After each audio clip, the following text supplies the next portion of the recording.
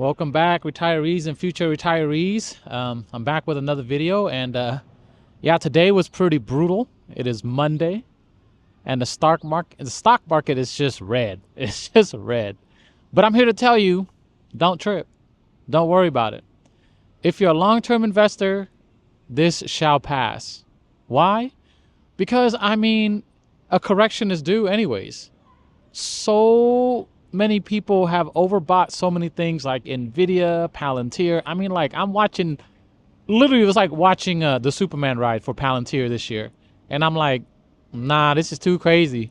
So luckily for me, I've been buying since around $7 and then $8, $9, $10. So my average is $11 dollars, and I have 50 shares. So I literally watched Palantir go up 10x, and I didn't take profits because this is a company that I'm going to be holding for a very long time. This is one of those, to me, the next Microsoft, I would think.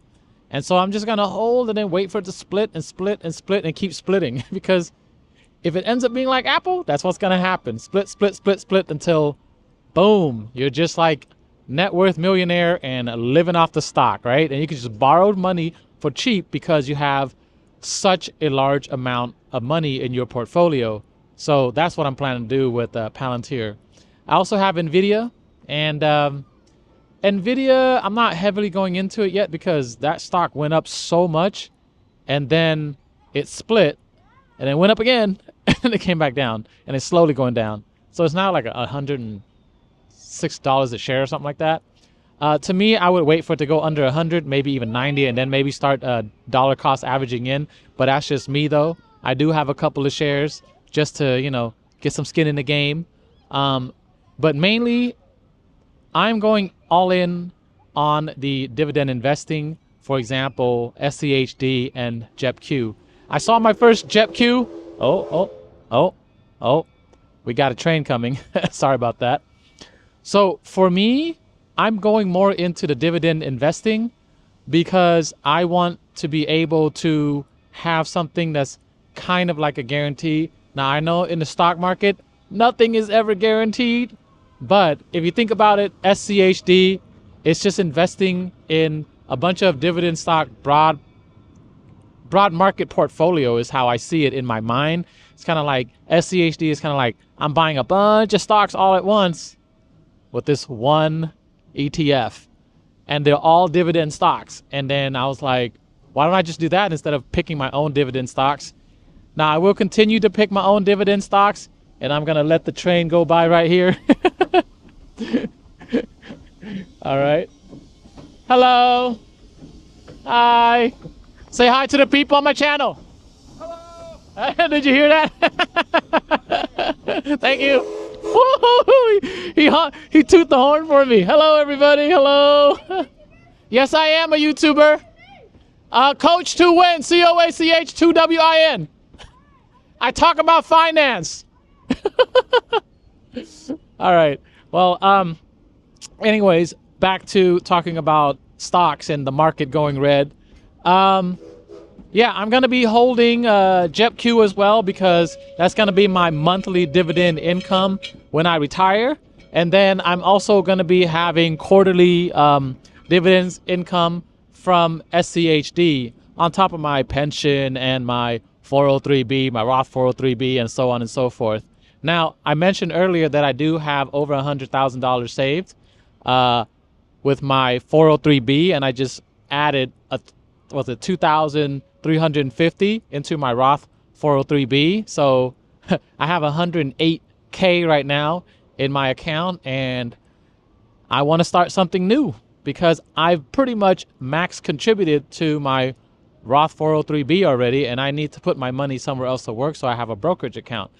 I'm planning to maybe do a video about where I'm putting my money because I also have like an IUL that I'm putting money into as well because that's going to be tax-free for my heir when they inherit my money. It's going to be my daughter, hopefully, if she acts right. But yeah, I mean, back to the stock market. Now, the stock market is bleeding red all over the place for about like a week now. because I'm gonna blame it on Trump, not because I think he's a horrible. Well, I don't know. He's an annoying person. I wouldn't say he's horrible. I mean, man has to have some. I mean, he has kids, right? Come on, someone's got to be able to take care of their kids, right? So he can't be that bad of a person because he has kids, and so.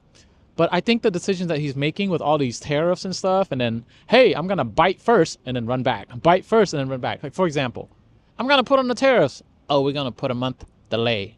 1 month later, I'm gonna put on the tariff, and he did. Oh, by the way, let me roll back some of these tariffs because the automakers were reaching out to me, and I'm going to look up for my buddies, so I don't want them to feel the burn yet because I'm going to give them time to get ready for this tariff stuff. And then I'm like, bro, come on. The next thing he does is, oh, I don't want to go against this USMCA agreement, so I'm going to take a little bit of something back from Mexico because they're doing pretty well on, handling the fentanyl situation where fentanyl's flowing into America. And then we got Canada. Canada's like retaliating by taking American stuff off of their shelves. They're like about to cut the electricity off of some of the states from the last thing that I've heard. And so decisions like that. Oh, and let me just get into it a little bit more on how Trump is messing up the economy, because he is withholding aid to Ukraine. And so basically that stresses the EU to put up more money to be able to fund some of the, should I say equipment or weapons? I mean, I'll just be real. It's weapons, right? Supplying weapons to Ukraine and intelligence to help them. And that's actually Trump putting a tariff on them too, because he actually wants to have America spend less and bring everything back to America. And I understand the logic, but I think the way he's doing it is just wrong. Like, you got to spread it out. He's just like straight up go into it, and people are not ready for it. Like, for example, you want the U.S. companies to come back to the U.S. to do business here and like hire people to do manufacturing and stuff like that for cars. Okay, that's fine. But bro, do we have the infrastructure set up to be able to do that? No, because we shipped it out there. So that's why it's cheaper to manufacture parts and then bring it back and then manufacture out there again and bring it back. So like, can you imagine like how many times cars have to come back and forth between the borders just to be produced or made? And then on top of that, TSMC. TSMC is another company that I actually own, by the way, that is also doing business outside in another country that's going to get tariffed. And Trump is saying, okay, well, they want to do business here. Look, they've been trying to build this plant for how long? And on top of that, U.S. does not have the skilled labor in terms of like their sophisticated knowledge of how to make these things. Look, let's just be real. I'm a teacher, right? America lacks the discipline to be able to do whatever the Asian countries are doing with their people and their workers. And then we're going to complain about, oh, we're just trying to get the cheap Taiwanese labor over here. No, dude, they're actually way smarter and they're way more technical, because my wife is Taiwanese. I've been to Taiwan, and literally those kids will go to school from sun up to sundown. And then they have like tutoring on top of that. I was like, man, where are these kids at? When I was visiting Taiwan, their educational system is way more robust, and their like work ethics is way more robust than in America. And that's why when you bring in Americans who are like, I want this and I want that, and you know, you need to please me of this or I'll leave the country, or not leave the country, leave the company. We don't have that set up yet. So I think it's a smart move by TSMC to bring their manufacturing over here in Arizona, because if China tries to like pull some stuff, well, we got something over here. So they're diversifying their what do you call it? They're not putting all their eggs in one basket. Let's say that, right? So yeah, it's just, I think Trump is doing it the wrong way. He's saying give it time, and I get that, but at the same time, this market is made for people like me, right? I have the disposable income. Hello. I have the disposable income to be able to keep investing. But what I'm worried about are all the people who are living paycheck to paycheck, and this is going to hurt them so much. And it's going to be sad because those people are going to drag into more debt and more debt and more debt from these nonsensical trade wars with the tariffs and not supplying stuff to Ukraine, so EU would step up and spend more money. So what we're doing here is, I believe Trump is having America shoot ourselves in the foot, and we're going to suffer. But then again, not for the people who have disposable income like me. And I'm worried about those folks who are just going to be feeling the pain so much because they can barely afford food. Like, for me, look what I did. I invested $1,000. I got 2 passes for my daughter and myself. I got a food plan. I come here and eat. I don't have to worry about food. The only thing I have to worry about is gas. But let's think about the people who aren't living this privileged life like me, right? I mean, I started literally as a refugee, and I came here and I got my education and everything like that, and I'm doing fine. And I'm thinking about the people who are going to suffer most is some of my friends and family who are going to be like, oh, we're struggling to put food on the table, or we can't do this because X, Y, and Z, because they have to meet their necessities, right? And I'm asking them to go out do stuff with me, and they can't do it. So I guess in a way, I guess I am annoyed that I can't freely live with some people in my sphere because money's tight for them. So yeah, those are the folks that I'm worried about, and I'm thinking about my students with the families that are struggling, right? My students who are immigrants from another country, my students who are illegal immigrants, and so on and so forth, because this is going to affect them a lot. And then I have kids who have to stay home and watch their siblings because they can't come to school. That's messed up, not watch their kids, watch their siblings, like their younger siblings is what I meant to say. So things like that, it really affects me. And I guess I'm going on a rant here. And that's why I feel like the Trump trade war is wrecking us. It's not helping.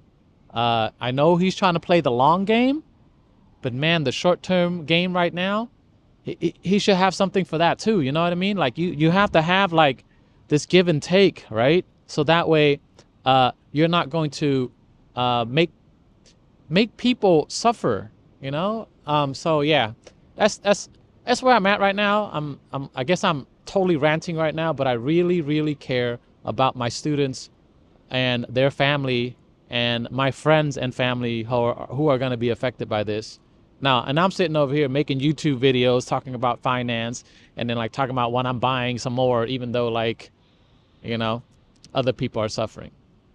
But I'm realistic, right? This is an opportunity for me to build some generational wealth for my family because I made decisions to, get educated, right? And then go ahead and learn how the stock market works. Go ahead and learn how retirement works. And so for those of you, my advice, not financial advice, but this is what I would do. If I was retired right now, which I'm not, but I will be, and I'll be fine financially because I've already projected myself to do fine in retirement. If I was retired right now, I would tap into my my 3 to 6 or 1 to 3 year bucket of money that is emergency money, and just ride out this stock market and not pull out 4% or whatever it is that people are doing, the hybrid 4% dividend. I'm going to go dividends and a little bit of that 4% rule, but I would just keep the money in the market if I was retired right now. And if I had the disposable income, which I already talked about, I'm going to buy more. I'm going to buy some more Palantir. I'm going to buy some more JEPQ and for my monthly dividend income when I'm retired. And I'm going to buy some more SCHD because that's going to be my quarterly income. So yes, people like me, we're going to be fine. And then there's like the ultra rich. I'm not like, I wouldn't even know how that's like. I'm not there yet, So, but yeah, I guess I made this video because I wanted to let you know where I'm at, what I think and encourage those folks who are struggling right now. Somebody's out here. I hear you. Okay. And the way I'm contributing to help you is to educate your kids and educate the kids in the future who might be watching this video. Because, oh, my teacher make finance videos? Yes, yes. Mr. Hang, it's all about learning, all right? And for the people who, like I said, are retired, maybe tap into your emergency funds instead of tapping into like the money that's in the market, if you wanted to keep growing. So yeah, that's my advice. Okay, well, not my advice, but that's what I would do. All right, again, not financial advice, just letting off some steam here. That was actually pun intended, because there was a there was a train that rolled by with steam. And I wanted to encourage everyone to know that it's going to get better. It might be some short-term pain, but it'll get better, and you will find a way to, make it through these tough times. And if we help one another, that would be that would make me happy to see that, like, that we help one another. I'm going to do my best to help my students who are in need. I have water for them in my classroom, and I have like bananas and snacks and stuff like that. Just, that's something, right? That's something. Okay. So, but yeah, thank you so much for listening to me and me ranting, and hopefully you get something out of this, and maybe some strategies. We'll see. All right. You know how we say goodbye. Oh yeah, I keep forgetting to do this YouTube thing. I made a video about how I saved $100,000, and I'll put it right there in the corner. Yeah, it's in the corner right now. Okay. All right. I'll go put myself in the corner now for ranting for so long. Thank you for watching. Rock, paper, peace. I'll see you in the next video, retirees and future retirees.